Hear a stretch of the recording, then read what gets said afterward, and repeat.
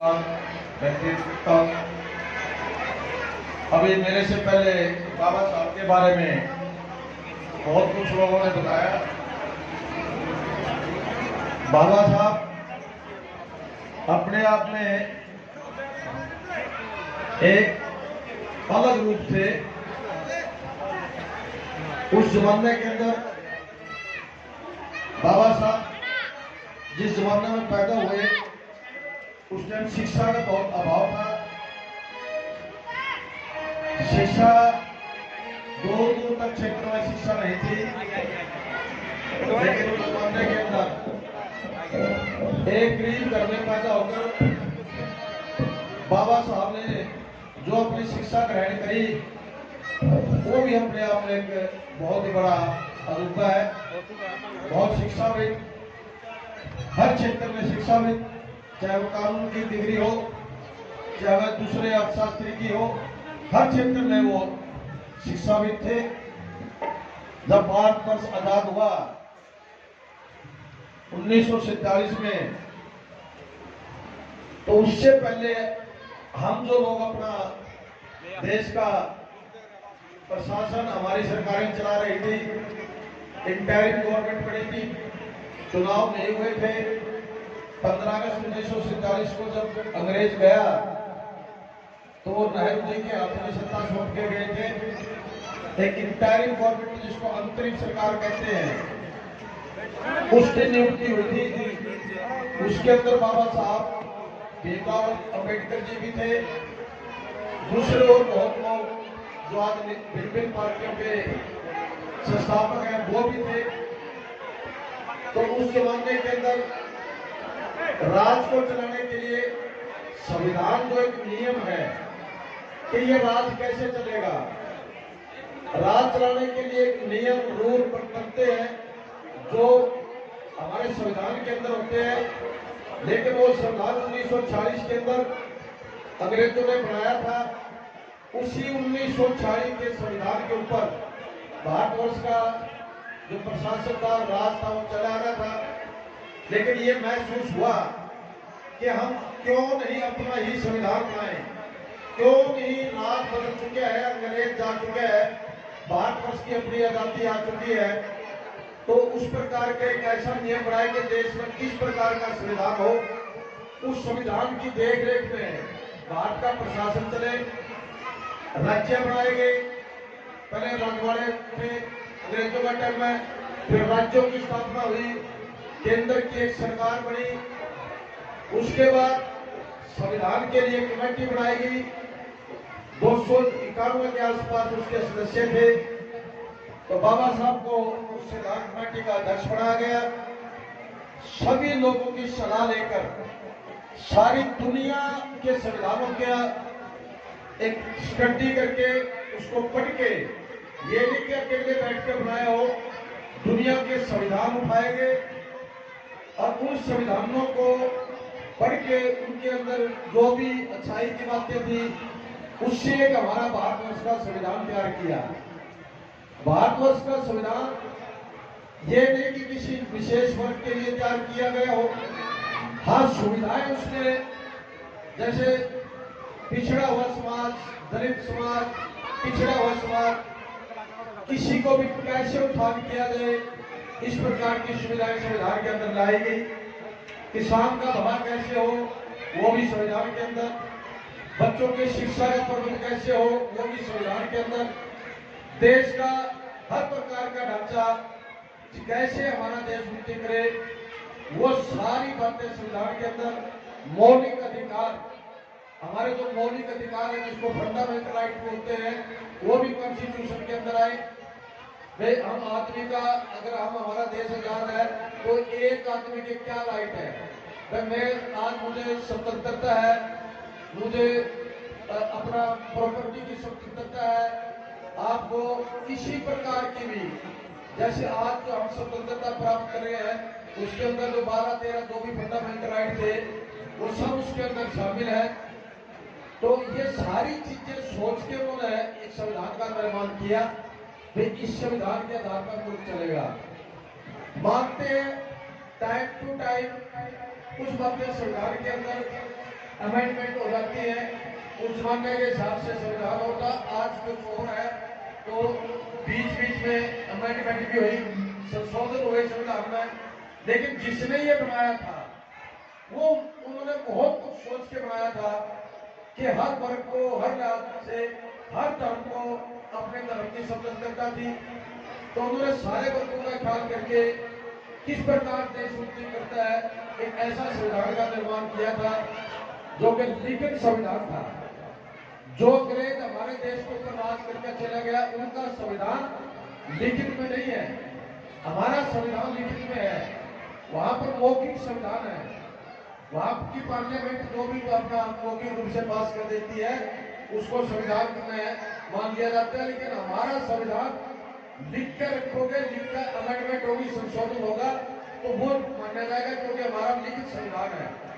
तो ये चीजें उन्होंने बड़े सोच समझ के, बाबा साहब का सबसे बड़ा ध्यान था कि शिक्षा के ऊपर सबसे ज्यादा ध्यान दिया जाए। हमारे मुल्क के अंदर शिक्षा जो थी वो फ्री थी, लेकिन धीरे धीरे आज तो जो जमाना है प्राइवेट स्कूल खुल के पता नहीं कहाँ कितने पीछे लोगों को देनी पड़ती है।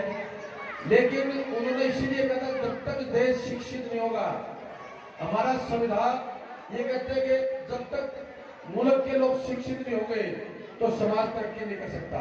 शिक्षा के बगैर आदमी अधूरा है, शिक्षा के बगैर हमें कोई किसी प्रकार का ज्ञान नहीं है। तो ये चीजें जो है शिक्षा के ऊपर इतना जोर दिया गया था, देश शिक्षित होगा तो देश तरक्की करेगा। हर प्रकार से आज उद्योगों के लिए जैसे जैसे सरकारें बढ़ती गई, हरित क्रांति नाम की जो है योजना लाएगी, वो भी संविधान के कार्य में रहकर। तो बाबा साहब या उनकी जो कमेटी थी, सभी ने मिलकर उसमें बड़ा योगदान दिया और एक अच्छा संविधान का निर्माण किया। मगर दुर्भाग्य है, हो सकता है आज कोई संविधान को इधर किनारा करके ऐसे कानून पास कर दिए जाते हैं कि जो समाज के हित में ना हो, प्रजा के हित में ना हो। लेकिन उन्होंने जो बना था बड़ा कठोर संविधान बना था। हमारे किताबों में आता था कि भारत का संविधान किस टाइप का है, लिखित है या मौखिक। क्वेश्चन आता था, प्रश्न हम कहते थे लिखित। भारत का संविधान कठोर है या लचीला, उसमें आता था भारत का संविधान कठोर है मगर थोड़ा बहुत लचीला भी है। लचीला इसलिए रखे कि उसमें कहीं ना कहीं संशोधन किया जा सकता है। तो ये सब बातें हम जब पढ़ते थे स्कूल में तो सारी बातें संविधान के बारे में, मौलिक अधिकार के बारे में आती थी। ये चीज महापुरुषों ने तो हमें दी थी, लेकिन हमारा कर्तव्य बनता है कि उनके बताए रास्ते पर, उनके बढ़ाए हुए नियमों के ऊपर इस देश के लोगों को भी रहना चाहिए। ऐसे लोग ना किसी जाति विशेष के होते हैं, उनकी कोई जात नहीं होती, उनकी जात से इंसानियत होती है। आज कितने महापुरुष दुनिया में, श्री कृष्ण जी हुए जिनको हम भगवान का रूप मानते हैं, श्री राम मर्यादा परशुराम जी हुए जिनको हम भगवान का रूप मानते हैं, गुरु रविदास जी हुए जिनको लोग भगवान का रूप मानते हैं, कबीर जी को भी लोग कहते हैं कि वो लोग थे ही भगवान। उन्होंने अंधविश्वास को दूर किया, अंधविश्वास को भगाया, लोगों को बड़ा ज्ञान दिया।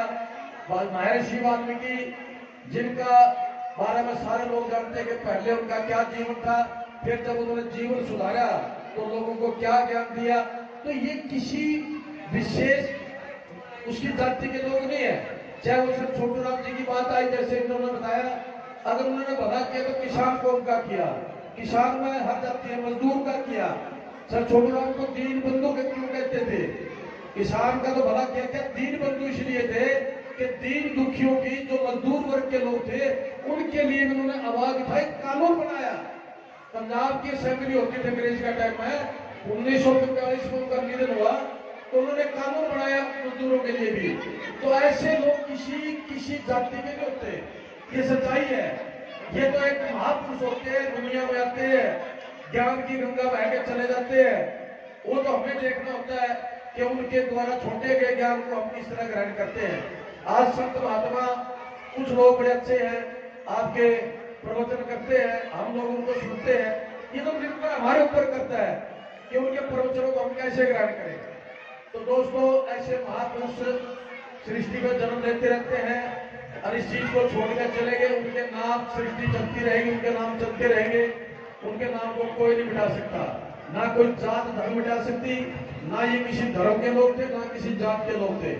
इन्होंने धर्म और जात के खिलाफ लड़ाई लड़ी है, लेकिन आजकल हम अपने स्वार्थ के लिए, अपने राजनीतिक आकांक्षा को पूरा करने के लिए इस प्रकार ऐसे महापुरुषों के बातों को हम बीच में ले लेते हैं, तो बहुत ही बुरी बात है। महापुरुष तो महापुरुष थे, उनको इस चीज में एक कीचड़ में नहीं घिसड़ना चाहिए। राजनीति एक कीचड़ है, और लोग जो भी अपने निजी स्वार्थ के लिए, आज कुछ लोग कहते थे कि हम भीमराव अम्बेडकर जी की जयंती मनाएंगे, और अब जयंती तो 130 साल में जयंती है, उनको परमात्मा को प्यारे हो गए, कम से कम 50 साल से ऊपर हो गए, 60 साल से ऊपर, तो आज तक पहले भी मनानी चाहिए थी। लेकिन इस गांव के लोगों ने यह फैसला किया कि बाबा साहब भीमराव अम्बेडकर की जयंती सारा काम की क्षत्रिय बरादरी मिलकर मनाएगी, विशेषकर कोई विशेष जाति नहीं। हम किसी राजनीतिक व्यक्ति को हम नहीं घुसने देंगे, हम खुद मनाएंगे, ताकि समाज का भाईचारा बने रहे।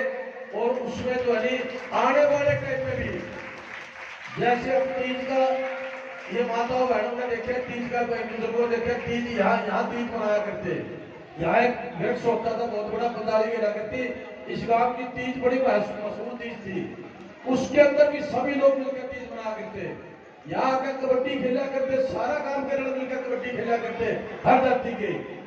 बुग्गा जाति थी स्कूल के पास, वहां सारा गांव के लोग इकट्ठे होते थे, चाहे कोई भी धार्मिक कर्म हुआ, सभी गांव के लोग मिलकर मनाते थे।